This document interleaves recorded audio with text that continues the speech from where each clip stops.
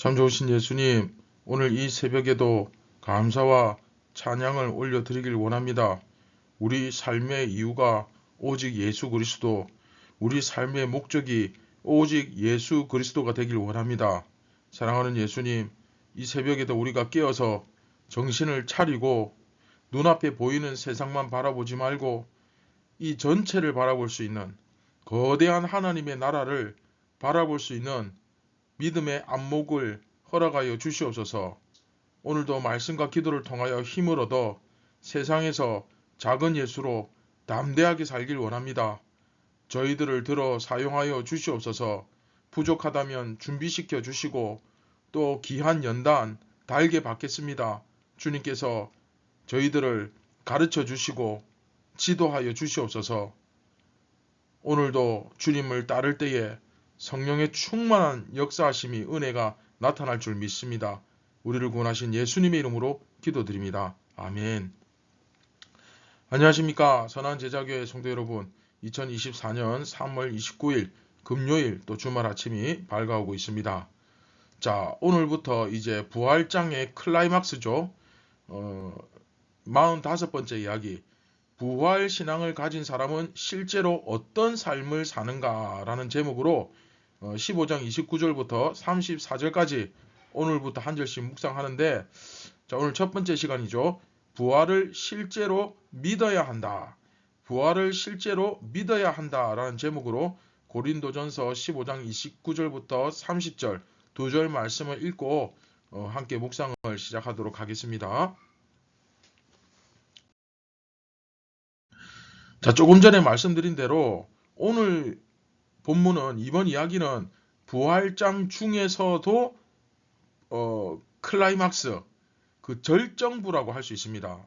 앞에서 바울은 부활은 분명히 존재한다 라고 가르치고 그에 대한 신학적이고, 그러니까 그 아담이 사망의 열매, 그렇죠? 그 첫 번째 열매, 사망의 첫 번째 열매였고 예수님이 부활의 첫 번째 열매였고, 그런 어떤 신학적인 설명들, 그리고 굉장히 우주적인 설명, 부활 유니버스, 부활의 나라에 속한 백성들 이야기 기억나시죠? 그런 것들을 제시했습니다. 그러나 어쩌면 바울은 여기서 부활에 대해 가장 강하게, 강력하게, 그렇죠? 자기의 마음에 깊이 와닿게 표현한 그런 부분이 아닌가, 이번 이야기가 그렇게 생각됩니다. 그래서 이제 바울은 조금 더 그 개인의 어떤 삶에 가까이 이 부활의 의미를 찾아 들어가기 시작합니다. 무엇보다 바울에게 있어서 부활은 자기 삶의 원리를 이루는 것이었습니다. 굉장히 중요합니다. 그 바울의 삶의 근간이죠, 부활. 그래서 오늘 본문을 통해서 우리가 부활의 신앙을 가진 사람으로서 어떻게 살아가야 할 것인지를 좀 많이 생각해보는 그런 시간이 되었으면 좋겠습니다. 오늘 제목처럼, 이번 이야기 제목처럼, 그렇죠? 부활 신앙을 가진 사람은 정말 어떻게 다른지 그것을 우리가 확실하게 꿰뚫고 깨달았으면 좋겠습니다. 자, 현재 우리가 묵상하고 있는 위치를 다시 한번 확인했으면 좋겠습니다. 부활, 그렇죠? 고린도전서의 가장 그 결론부라고 할 수 있고, 또 십자가로 시작해서 부활로 끝나는 이 고린도전서에서 상당히 중요한 위치를 차지하는 그런 본문이라고 할 수 있겠죠. 자, 부활장의 구조 우리 배웠죠. 특별히 오늘 본문이 그 15장 전체의 중심부라고 말씀드렸습니다. 화면 보시면 이제 아시겠지만 이번 이야기 본문이 가운데 X잖아요. 그렇죠? 그리고 이 부활장은 기본적으로 부활의 타당성으로 시작해서 부활의 확실성으로 끝납니다. 그리고 그 중간에 아담과 그리스도에 대한 이야기가 부활에 대한 신학적 고찰이 나오죠. 신학적인 이야기가 나오죠. 지난 시간 본문에서 우리가 다루었듯이 좀 신학적이지 않았습니까? 전체 우주를 그렇죠? 전체 우주를 하나님께서 다스리시는 그 원리 가운데 이 부활이 어떤 의미를 가지고 있는가 그런 이야기를 다루었는데 이제 오늘 본문은 부활을 확신하는 우리들이 이제 어떻게 살아야 하는가, 어떤 모습을 보여야 되는가, 정말 내가 예수님을 믿는다면, 그렇죠? 그래서 부활을 우리가 확신하고 있는데 그렇다면 우리가 어떤 모양으로 어떤 힘을 가지고 살아가는가, 우리 힘의 근원이 뭔가, 우리의 담대함, 우리의 용기의 뿌리가 뭔가 하는 것을 이번 시간에 우리가 다루게 되는 것이죠. 그래서 이 부분이 그러니까 부활장 중에서도 바울이 가장 힘을 많이 주고 강하게 이야기하고 있는 부분인데 그 중에서도 특별히 이 31절이 몇 절? 네, 31절. 31절이 이 모든 X라고 하는 이 29절부터 34절 중에서도 가장 중요한 클라이막스이기도 하고 이 31절이 또한 15장 전체의 클라이막스 중에서도 클라이막스 중에 클라이막스, 절정 중에 절정이 바로 이 31절이다. 그러면 31절은 무조건 여러분 기본적으로 암송하시는 게 좋겠죠.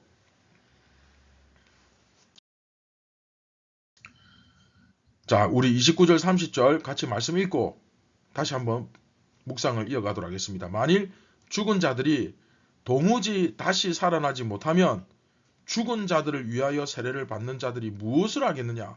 어찌하여 그들을 위하여 세례를 받느냐? 또 어찌하여 우리가 언제나 위험을 무릅쓰리요?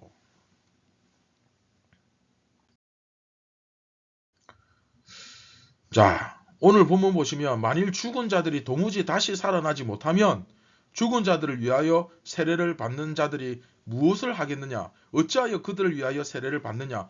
이런 표현을 쓰고 있는데 만약에 죽은 자들이 부활이 없다면 네, 또 우리가 앞에서 배운 만약에 뭐뭐가 없다면 만일 그쵸 그 만일 구절로 연결이 되는데 자 죽은 자들을 위하여 세례를 받는 것이 어떻게 가능할 수 있겠냐 그런 이야기를 하고 있습니다.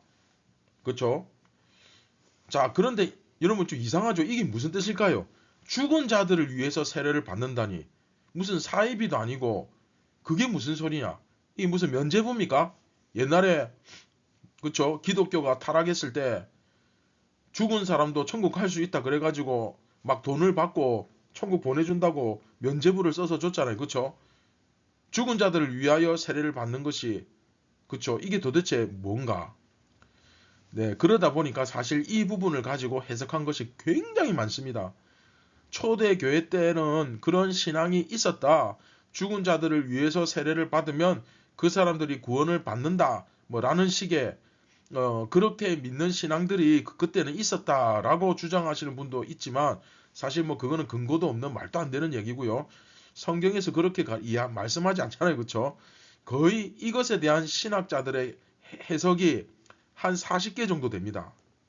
그럼 제가 오늘 여기서 40개의 해석을 다 찾아서 여러분들에게 소개시켜 드려야 되나?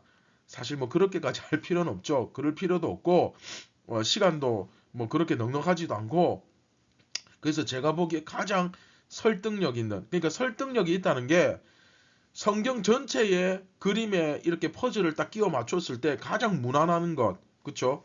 그런 해석은 죽은 자들 때문에 세례를 받는다라고 해석을 하는 것이 가장 교리적으로도 신학적으로도 문제가 없고 무난할 것 같습니다. 자, 죽은 자들을 위하여라고 되어 있는데 여기 위하여에 해당하는 헬라어 단어가 휘페르입니다. 휘페르. 이건 전치사거든요. 영어 공부를 이제 좀 하신 분들은 아시겠지만 전치사라는 게 좀 이렇게도 해석되고 저렇게도 해석되는 그런 좀 애매한 부분이 있지 않습니까? 다시 말하면 휘페르, 전치사 휘페르는 죽은 자들을 위한다 이렇게 해석도 되고 또 죽은 자들을 생각해서 이렇게 해석도 되고 죽은 자들 때문에 이렇게도 해석이 됩니다. 그래서 세례를 받는 사람들이 죽은 자들을 위한다, 죽은 자들을 생각해서 죽은 자들 때문에 뭐 이렇게 다양하게 해석이 가능한데 그러면 어떤 해석이 제일 정확하냐? 바로 이런 거죠. 나는 원래 예수를 안 믿었는데 내 아내가 예수를 믿고 너무 귀하고 사랑하는 내 아내가 평소에도 나는 아내를 너무나 사랑했고 그 아내의 삶을 보면 너무나 존경했고 그래서 아내가 나에게도 늘 전도를 했지만 나는 복음을 받아들이지 않았다.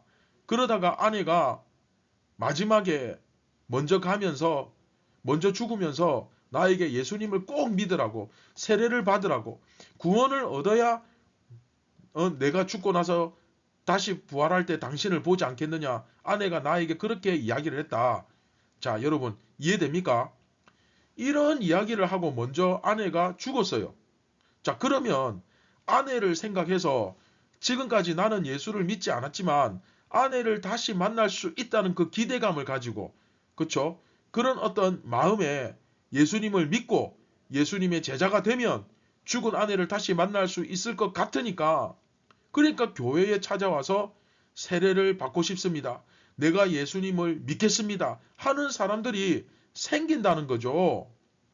바로 이걸 두고 죽은 자들 때문에 그쵸? 죽은 아내 때문에 혹은 죽은 우리 선배 때문에 이렇게 해석하는 것이 가장 우리가 갖고 있는 그 교리상으로도 문제가 없고 또 성경 전체의 흐름상으로 봤을 때도 가장 매끄럽고 전혀 문제없고 그리고 고린도전서 이 15장 전체 문맥을 따져봤을 때도 전혀 이상할 것이 없는 가장 무난한 해석이다라는 것입니다. 이해되시죠? 그래서 이 당시에 사람들이 자기가 사랑하는 사람을 이제 죽은 다음에 다시 만날 수 있다는 그 기대감, 그 소망, 이게 사실은 사람으로서 상상할 수 없는, 꿈꿀 수 없는 일이잖아요. 그런데 우리 기독교는 그런 소망을 주는 거예요. 다시 만날 수 있다. 죽은 사람을 다시 만날 수 있다. 그렇죠? 그 소망을 가지고 그래서 안 믿던 사람들도 예수님을 안 믿던 사람들도 자기가 존경하고 너무나 따르던 사람 혹은 자기가 너무나 사랑했던 배우자 여하튼 그렇게 안 믿던 사람들도 그것 때문에 정말 그리스도인으로서 잘 살고 똑바로 살고 정말 모범이 되는 삶을 살다가 그래서 죽기 직전까지도 전도를 하다가 예수 믿으라고 예수님 믿어야 된다고 그래서 우리 같이 만나자고 그렇게 하면서 죽어갔던 그 사람들을 보며 그들을 다시 만나고자 하는 마음을 가지고 이렇게 교회를 찾아와서 세례를 받는 일이 일어난다는 것입니다. 그래서 바울은 그들의 소망을 한번 봐라. 만약에 부활이 없다면 그들의 소망이 뭐가 되겠냐? 그들이 지금 예수님을 믿겠다고 지금 찾아오는 이 소망이 무슨 의미가 있겠느냐? 그런 이야기를 하고 있는 거죠. 우리가 굉장히 종교적으로 관념적으로 부활을 생각할 것이 아니라 실제로 믿어야 됩니다. 부활을. 예수 믿는 목적이 명확해야 됩니다. 그렇죠? 그러니까 이 부활은 우리가 부인할 수 없는 진실입니다. 사실입니다. 앞에서 그렇죠? 어제 본문에서는 신학적으로 예수 그리스도께서 첫 열매가 되시고 또 첫 열매로서 우리 전체의 보편적 부활의 보증이 되시고 약속이 되시고 모든 믿는 사람들이 다 부활하게 된다. 그런 이야기를 했다면 오늘 본문에서는 굉장히 현실적인 실질적인 그 목회적으로 말이죠. 교회에서 일어나는 실제 일들을 이렇게 볼 때 저 사람들이 자기가 사랑하는 아내가 먼저 죽었는데 그 아내를 다시 만나고자 하는 그 간절한 소망, 그 마음에 예수님 믿고 죽은 아내 다시 만나겠다고, 그 예수 믿고 죽은 내가 존경하는 그분 다시 만나겠다고. 그게 뭐 아내도 될 수 있고 가까운 친구나 이웃이 될 수도 있고, 어쨌든 이 다시 만날 수 있다는, 사람이 꿈꿀 수 없는, 감히 상상할 수 없는 이 소망을 가지고, 그쵸? 여하튼 내가 너무나 존경하고 사랑하는 그 사람을 다시 만나기 위해서 예수를 믿겠다고 찾아오는 사람들이 있지 않느냐? 저 사람들에게 소망을 빼앗을 수 있겠느냐? 저 사람들에게 분명 소망이 있다. 왜? 앞에서 내가 신학적으로 설명했듯이 부활은 복음의 본질이고, 그쵸?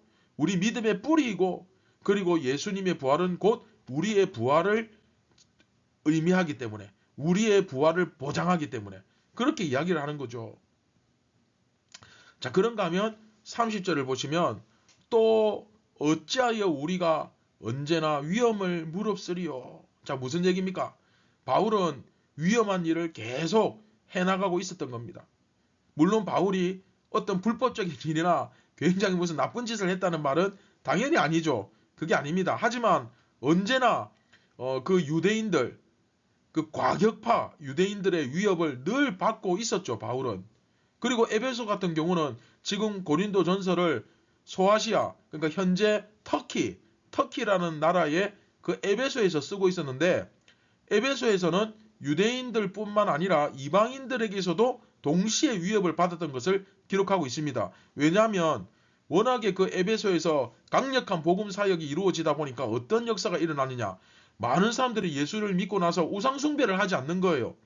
우상숭배를 하지 않는 역사가 일어나니까 그 지역에 아르테미스 여신상을 만들어서, 비너스, 잘 알죠? 그거 만들어서 팔아먹는 그 생계를 유지하는 사람들이 바울 때문에 굶어 죽게 생긴 거예요. 자꾸 예수 믿는 사람들이 늘어나니까. 그러다 보니까 막 화가 머리 끝까지 난 거예요. 저 녀석 때문에 경제적으로 우리 다 굶어 죽게 생겼다. 타격을 이 사도 바울 한 사람 때문에 에베소의 경제가 막 뒤집히는 거예요. 그러니까 그 사람들이 어떻게 막 데모를 하고 소동을 일으키고 바울 저거 잡아 죽여야 된다, 이런 일이 일어나는 거예요. 복음이 들어와서 그 지방에 완전히 경제의 색깔이 바뀐 거예요. 우리나라에서도 이와 비슷한 일들 과거에 많이 있었잖아요. 그렇죠? 어떤 지역에 복음이 딱 강력하게 전해지고 예수를 믿기 시작하니까 그 동네에 아예 술집, 노래방, 유흥주점 뭐 이런 게 전부 다 문을 닫고 없어지기 시작하는 거예요. 그 마을에. 그러니까 에베소에서도 그런 일이 일어난 거예요. 이 우상을 팔아서 먹고 사는 사람들이 그들 눈으로 보기에 바울은 불행의 근원이다, 우리 불행의 원흉이다, 막 이렇게 되지 않습니까? 그러니 어떻게 하겠습니까?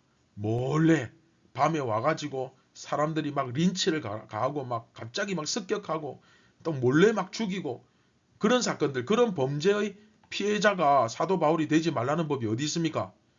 무슨 일이 언제 어디서 터질지 모르는 거예요. 바울은 그런 삶을 살았습니다. 바울이 그렇게 복음 전하면 그렇게 될 줄 몰랐겠습니까? 알았어요. 왜 모르겠습니까? 언제나 바울은 유대인들로부터 또는 그 우상 숭배자들로부터, 이방인들로부터 계속 그 신변상의 위협을 늘 받아왔습니다. 얼마나 불안한 삶이었겠습니까?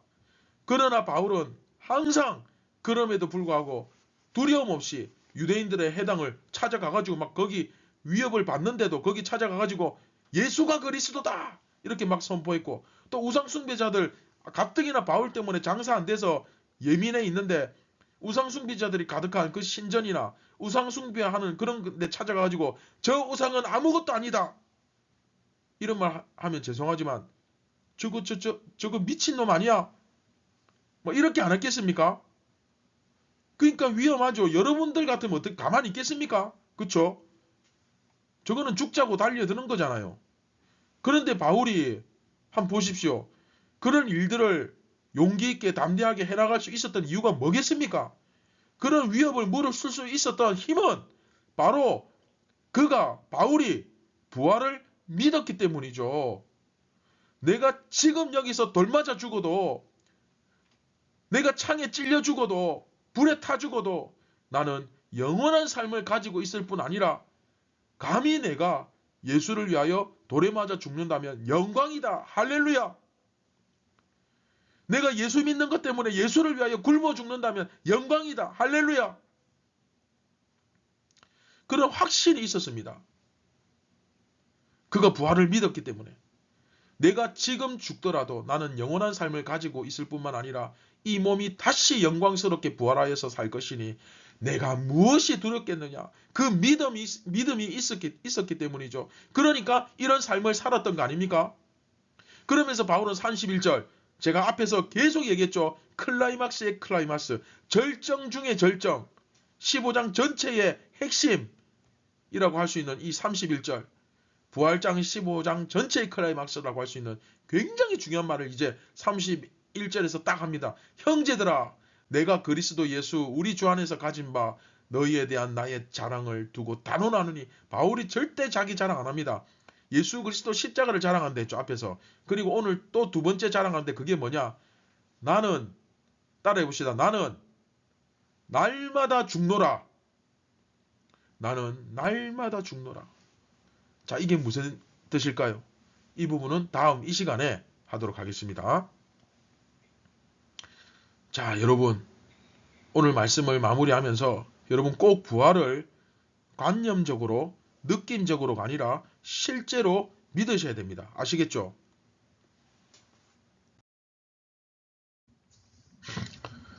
자, 말씀을 맺도록 하겠습니다. 오늘 말씀을 통해 우리는 실제로 진짜 부활을 믿으면 어떻게 달라지는지 크게 두 가지 정도의 도전을 받을 수 있습니다. 첫 번째 뭡니까? 예수를 믿지 않던 남편 혹은 지인이 그 알고 지내던 그 예수 잘 믿던 사람, 그 한 사람의 죽음을 보고 그것으로 인해 예수를 믿고자 할 만큼 확고한 삶을 보여준다는 것입니다.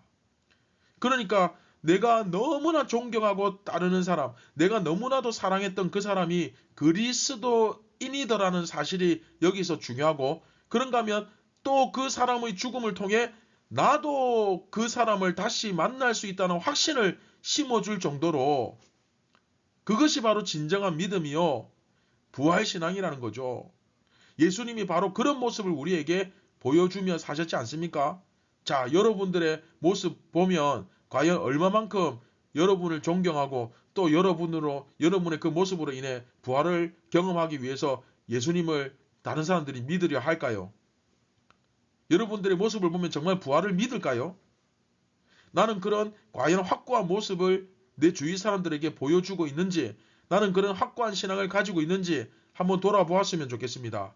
그런가 하면 두 번째, 바울이 부활을 믿었기 때문에 이렇게 실제로 달랐다는 것입니다. 실제로 달랐다는 거예요. 바울의 담대함과 용기, 그의 그 엄청난 헌신, 이게 다 어디서부터 나왔겠습니까? 그렇죠? 바울이 그냥 심심해서 이랬겠습니까? 바울이 그냥 외로워서 이랬겠어요? 아니죠. 그가 부활을 실제로 믿었기 때문입니다. 이게 종교인과 신앙인을 확실하게 구분짓는 리트머스 종이 아닙니까? 그래서 부활을 믿어야 진짜 신앙인의 삶이 비로소 시작되는 거예요. 혹시 또 우리 아이들이 궁금해할까봐 말씀드리지만, 리트머스 종이는 이렇게 실험을 할 때 색깔이 딱 나옵니다. 그래서 그 색깔을 보고 구분하는 건데, 그 실험 종이에요. 이 종이처럼 우리의 신앙이 진짜인지 가짜인지가 확실하게 딱 나타난다는 거예요. 뭘 통해서? 내가 진짜 부활을 믿는가 안 믿는가, 그걸 통해서. 그렇죠? 아무리 우리가 예배 은혜롭게 찬양하고 열심히 기도하고 예배 드리고 말씀 보고 신앙생활 열심히 하는 척 해도 딱 이 부활의 신앙을 갖다 드리면 정확하게 나오죠. 그렇죠? 여러분은 진정 이 믿음의 삶을, 부활의 신앙을 살기 시작하셨습니까? 아니면 아직도 예수님 주위를 맴돌며 계속 종교 활동만 해가면서 아직도 답을 찾지 못하고 진리를 찾지 못하고 방황하고 있습니까? 자기 자신을 한번 잘 돌아볼 수 있었으면 좋겠습니다. 자, 우리 말씀을 기억하시면서 같이 기도하겠습니다. 참 좋으신 예수님, 오늘 저희에게 정말 신앙의 리트머스 종이와도 같은 명확한 진리의 말씀을 가르쳐 주셔서 감사합니다. 우리가 어떤 느낌적으로 어떤 생각과 관념에 머무는 부활신앙이 아니라 실제로 우리가 정말로 예수님의 부활을 믿고 어떠한 두려움도 어떠한 원망도 어떠한 분노도 다 이겨내고 누구도 탓하지 않고 환경도 원망하지 않고 또 그 누구도 두려워하지 않고 우리가 담대하게 부활신앙을 가진 자로서 바울처럼 살아갈 수 있기를 원합니다. 성령님, 저희에게 충만한 은혜를 허락하여 주시옵소서. 우리를 구원하신 예수님의 이름으로 기도드립니다. 아멘. 자, 여러분, 부활신앙에 대해서 이제 오늘 이제 어떻게 보면 첫 스타트를 끊었는데, 여러분 이렇게 말씀을 우리가 접해보니까 어떻습니까? 부활신앙은 확실히 다르죠. 그렇죠? 우리가 이 부활신앙 위에 우리가 진리의 말씀 위에 서야 되지만 그 첫 번째는 부활신앙입니다. 예수님의 부활을 정말 실제로 믿는가? 다시 한번 여러분 자신을 점검하시고 정말 내가 늘 어떤 관념에 머무는 생각에 머무는 그런 부활신앙이었다면 정말 내 삶이 바뀌고 실제로 그것을 믿는 그런 부활신앙이 될 수 있기를 주님의 이름으로 간절히 소망하고 기도하고 축원드립니다. 감사합니다.